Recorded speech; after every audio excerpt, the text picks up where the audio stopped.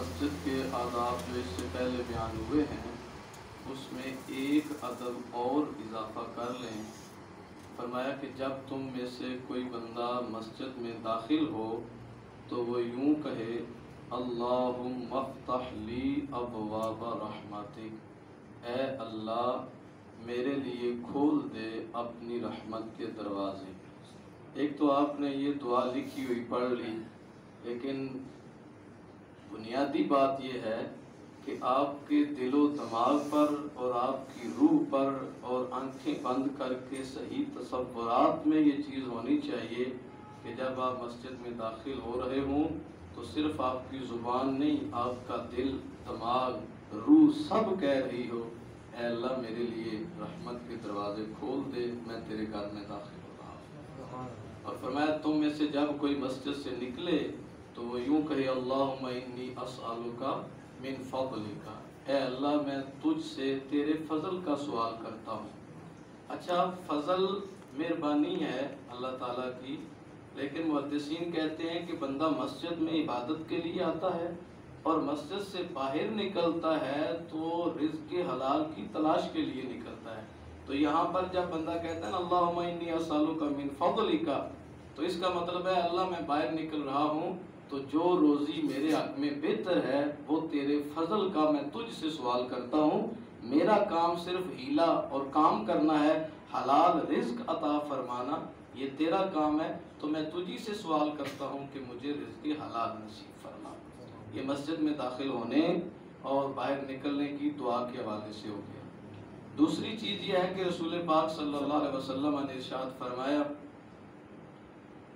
اذا دخل احدکم المسجد فلیرکع رکعتین، جب تم میں سے کوئی بندہ مسجد میں داخل ہو تو اسے چاہیے کہ وہ 2 رکعتیں ادا کرے۔ تو یہ 2 رکعتیں نفل آپ نے پڑھنے ہیں اور یہ تحیۃ المسجد کی نیت سے پڑھنے ہیں، قبل ان یجلس،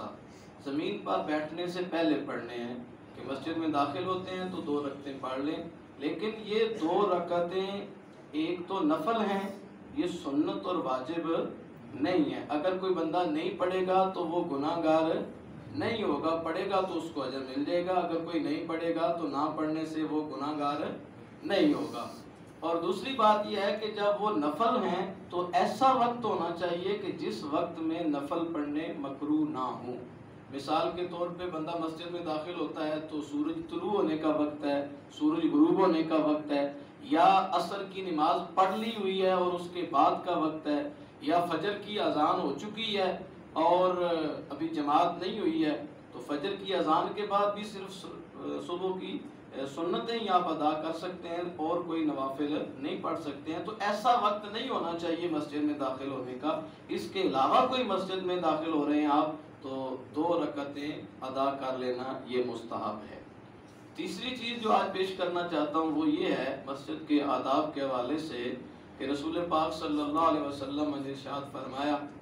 من اکل من هذه الشجرۃ المنتنۃ فلا یقربن مسجدنا او کما قال علیہ الصلوۃ والسلام، فرمایا جس بندے نے اس بدبودار درخت میں سے کچھ کھایا ہو، یہاں پر دوسری حدیث میں واضح بھی کر دیا گیا ہے پیاز اور لہسن، تھوم اور پیاز، یعنی وہ چیز جو کچی کھانے سے منہ میں بدبو پیدا ہوتی ہے، تو فرمایا جس نے یہ بدبو والی چیز کھائی ہے وہ مسجد کے قریب نہ آئے۔ کیوں؟ فرمایا فَإِنَّ الْمَلَائِكَةَ تَتَعَزَّى مِمَّا يَتَعَزَّى مِنْهُ النَّاسِ، فرمایا جس چیز سے انسانوں کو نفرت ہوتی ہے تو اللہ کے فرشتے بھی ایسی چیزوں سے نفرت کرتے ہیں۔ تو جب آپ مسجد میں داخل ہوتے ہیں تو اللہ تعالیٰ کی رحمت کے فرشتے مسجد میں موجود ہیں، تو جب آپ ایسی چیز کھا کے آئے ہیں جس سے بو آ رہی ہے، آپ کے منہ سے سمیل آ رہی ہے، تو وہ رحمت کے فرشتے قریب نہیں آئیں گے تو آپ رحمت خداوندی سے دور ہو جائیں گے۔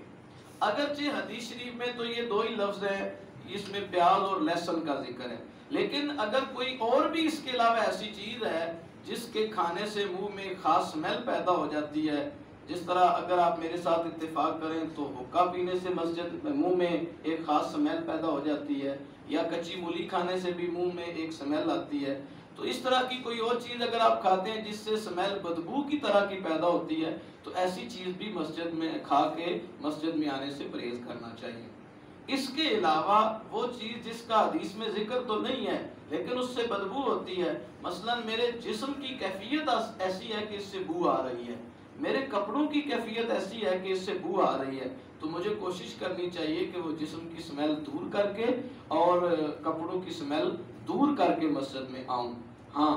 یہ بات آپ ضرور یاد رکھیں کہ یہ نہ کہیں کہ میرے چونکہ جسم سے تھوڑی آج سمیل آ رہی ہے اس لیے آج میں مسجد ہی نہیں جاؤں گا، یا میرے کپڑوں سے تھوڑی سمیل آ رہی ہے اس لیے میں مسجد ہی نہیں آؤں گا۔ تو مسجد نہ آنے سے بہرحال بہتر ہے کہ آپ مسجد آ ہی جائیں، لیکن جب آتے ہیں تو کوشش کریں کہ مسجد کے آداب کا لحاظ رکھتے ہوئے میرے جسم سے بھی خوشبو آنی چاہیے اور میرے کپڑوں سے بھی خوشبو آنی چاہیے، تاکہ دوسرے انسان بھی اس سے راحت پائیں اور اللہ تعالیٰ کی رحمت کے فرشتے بھی اس سے راحت پائیں۔ اللہ تعالیٰ ہمیں آداب مسجد کا خیال رکھنے کی توفیق عطا فرمائے۔